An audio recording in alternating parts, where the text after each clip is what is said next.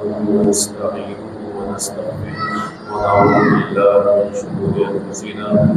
ومن سيئات أعمالنا من يهده الله فلا مضل له ومن يضلل فلا هادي له ونشهد أن لا إله إلا الله وحده لا شريك له ونشهد أن محمدا عبده ورسوله اللهم صل على محمد وعلى آل محمد كما صليت على إبراهيم وعلى آل إبراهيم إنك حميد مجيد اللهم بارك على محمد وعلى آل محمد كما باركت على إبراهيم وعلى آل إبراهيم إنك حميد مجيد أما بعد فإن خير الحديث كتاب الله وخير الهدي هدي محمد صلى الله عليه وسلم وشر الأمور محدثاتها وكل محدثة بدعة وكل بدعة ضلالة وكل ضلالة في النار وأعوذ بالله من الشيطان الرجيم من همزه ونفخه ونفسه بسم الله الرحمن الرحيم إن عدة الشهور عند الله 12 شهرا في كتاب الله يوم خلق السماوات والأرض منها أربعة حرم ذلك الدين القيم فلا تظلموا فيهن أنفسكم سبحانك لا علم لنا إلا ما علمتنا إنك أنت العليم الحكيم رب اشرح لي صدري ويسر لي أمري واحلل عقدة من لساني يفقهوا قولي اللهم انفعنا بما علمتنا وعلمنا ما ينفعنا وزدنا علما ينفعنا وزدنا علما رب يسر ولا تعسر وتمم بالخير رب يسر ولا تعسر وتمم بالخير رب يسر ولا تعسر وتمم بالخير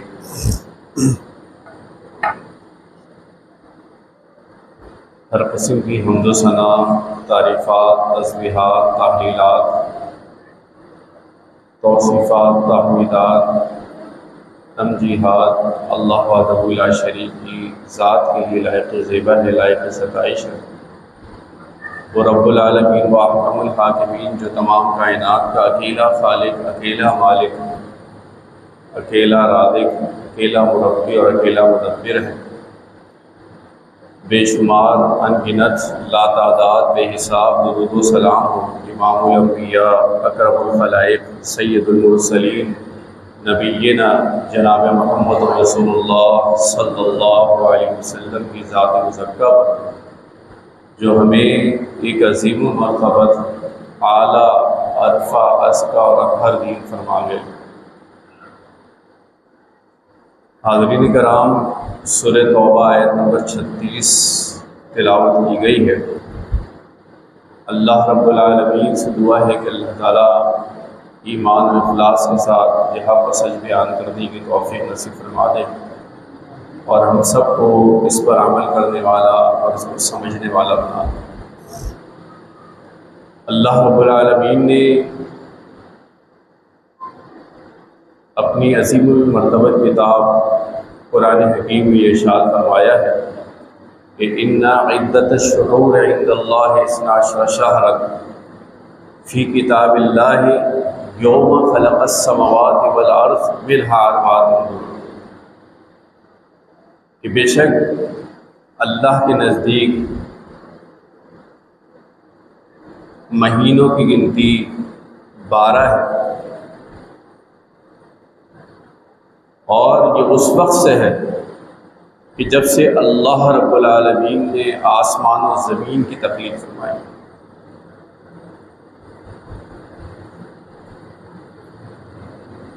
اور آگے اللہ رب العالمین ارشاد فرما رہے ہیں کہ منہا اربعۃ حرم،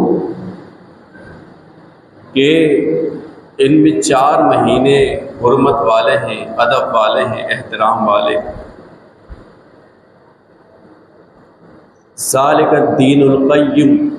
یہی مضبوط دین ہے، یہی مستحکم دین ہے۔ فلا تظلموا فیہن انفسکم، اور آخر میں اللہ رب العالمین نے یہ حکم صادر فرما دیا کہ لہٰذا ان مہینوں میں اپنی جانوں پر ظلم نہ کریں۔ حاضرین کرام، اس آیت کریمہ میں اللہ رب العالمین نے کئی چیزیں ہمارے سامنے بیان فرمائی۔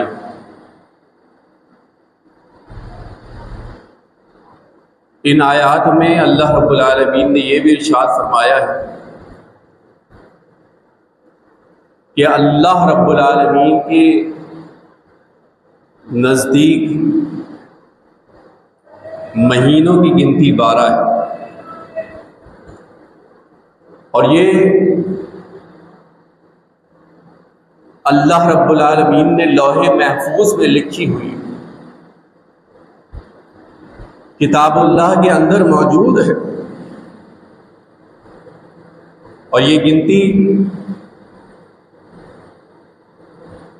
اللہ رب العالمین نے اسلام پہ قائم ہونے کے بعد نازل نہیں فرمائی، بلکہ اللہ رب العالمین نے یہ بھی ارشاد فرما دیا کہ یہ اس وقت سے، یہ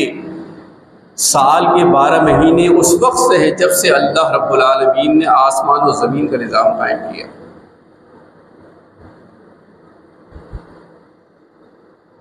اور آگے یہ بھی ارشاد فرما دیا کہ ان میں 4 مہینے حرمت والے ہیں، ادب و احترام والے ہیں، توقیر و تعظیم والے ہیں۔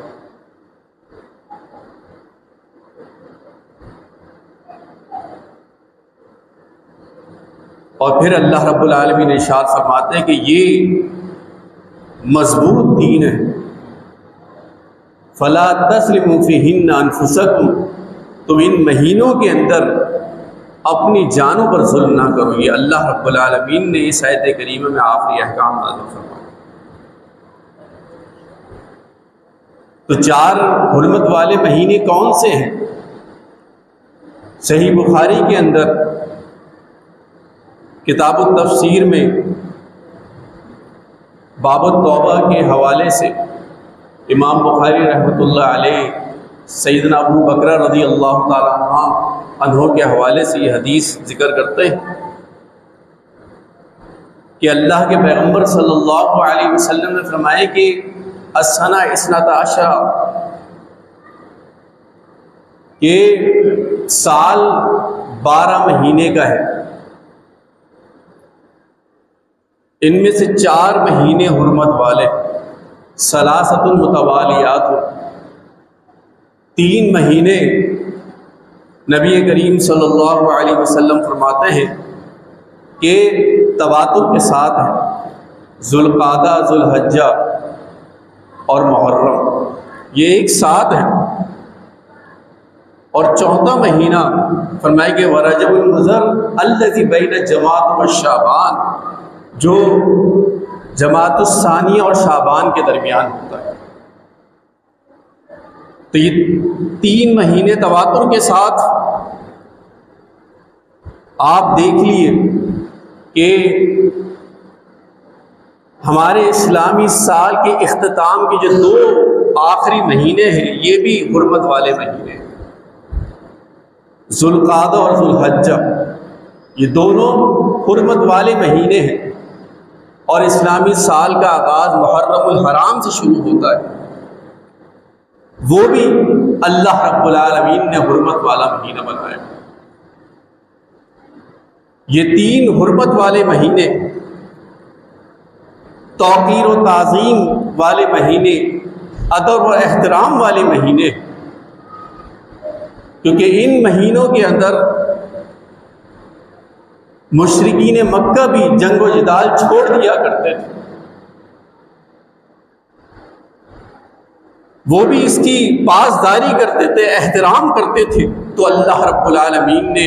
ان مہینوں کو حرمت والا قرار دیا۔ اور پھر اللہ رب العالمین نے یہ بات بھی واضح فرمائی ہے کہ فلا تظلموا فیہن انفسکم، کہ ان مہینوں کے اندر اپنی جانوں پر ظلم نہ کرو۔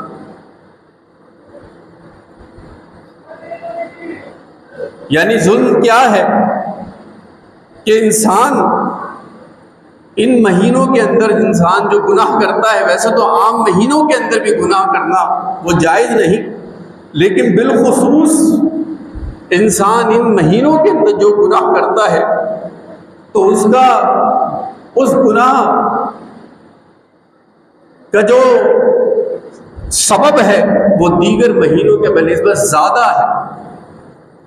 اس گناہ کے اندر زیادہ اضافہ ہو جاتا ہے کہ اگر انسان حرمت والے مہینے کے اندر کوئی گناہ کا کام کرتا ہے تو گناہ کا کام بہت زیادہ اللہ رب العالمین کی بارگاہ میں لکھا جاتا ہے، کیونکہ یہ توقیر کے مہینے ہیں، ادب اور احترام کے مہینے۔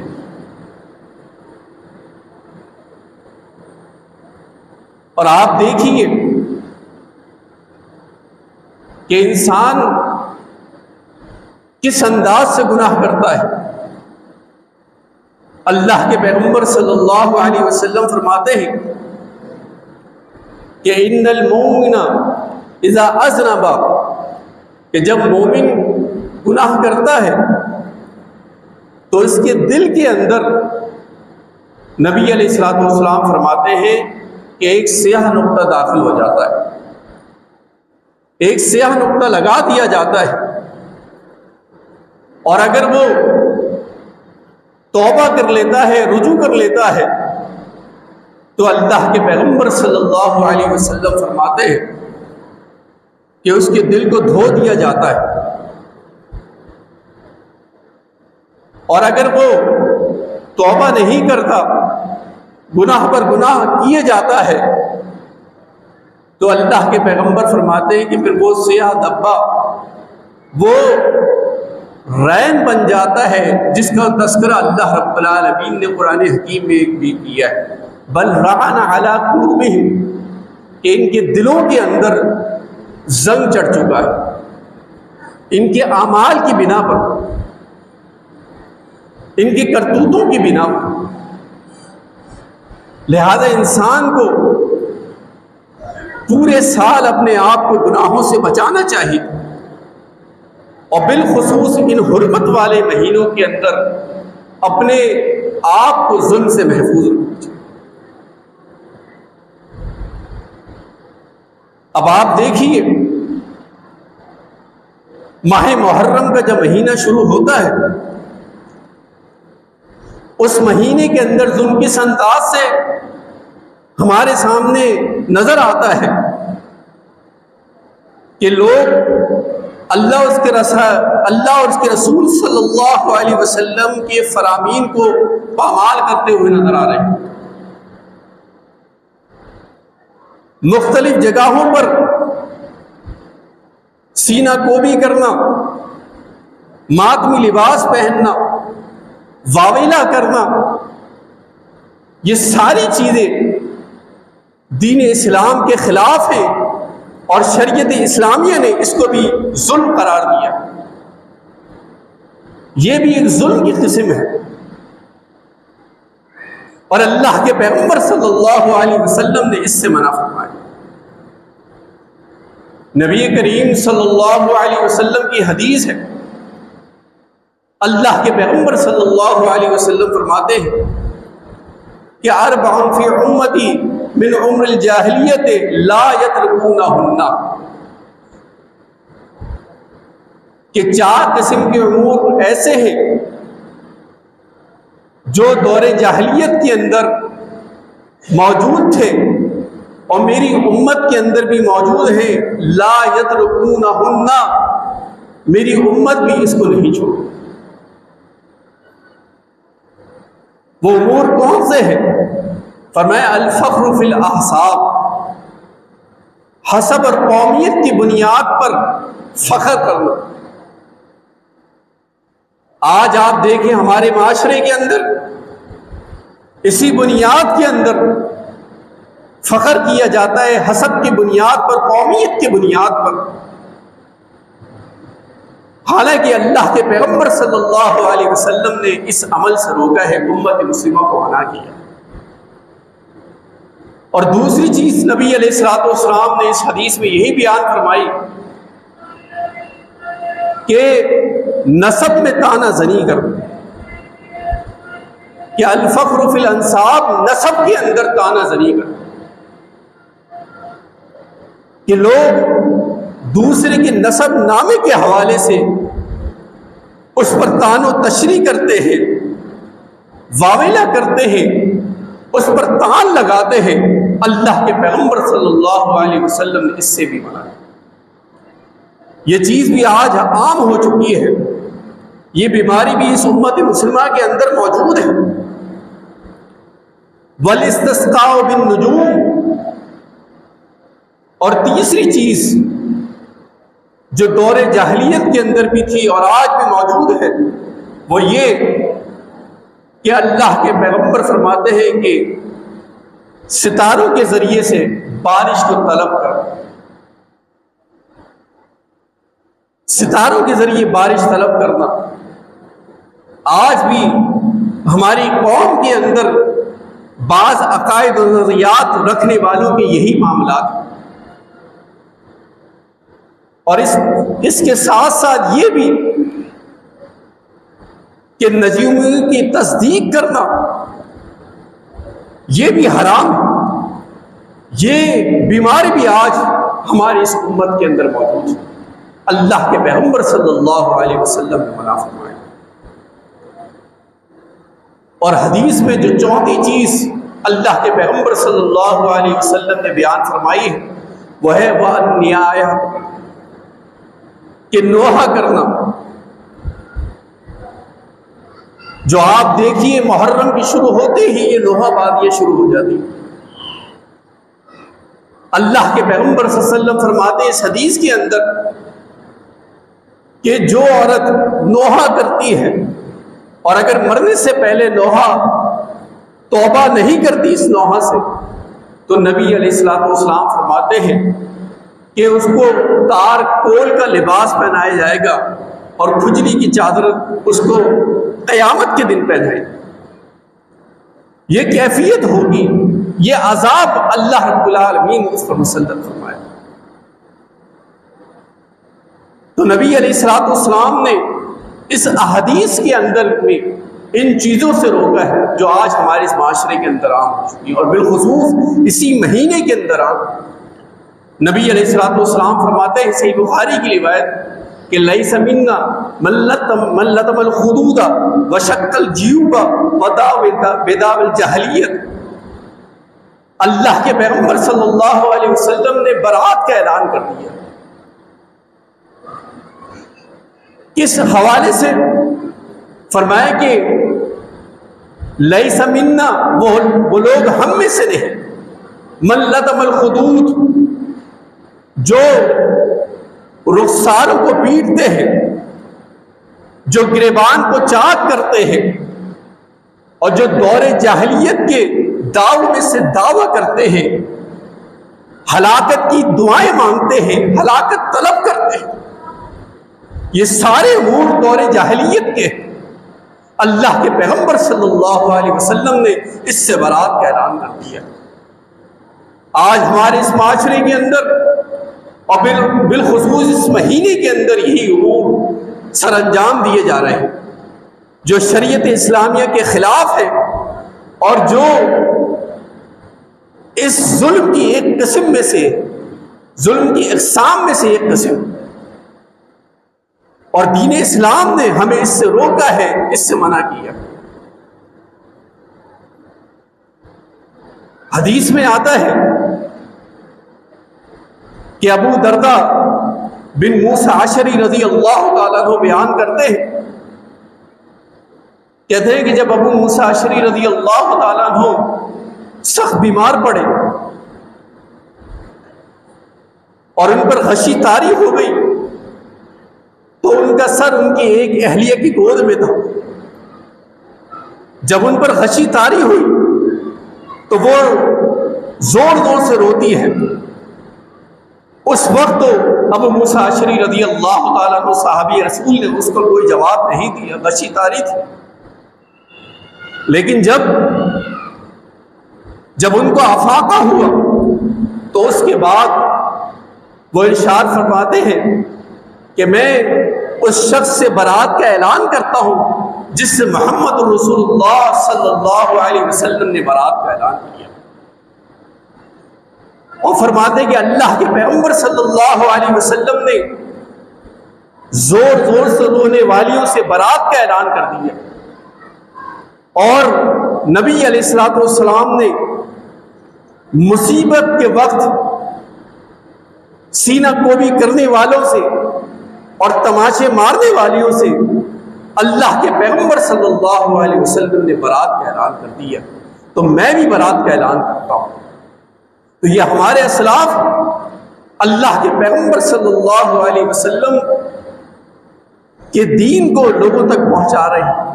اور اسی انداز کو اختیار کر رہے ہیں جو اللہ کے پیغمبر صلی اللہ علیہ وسلم. تو میرے بھائیوں میرے دوستوں،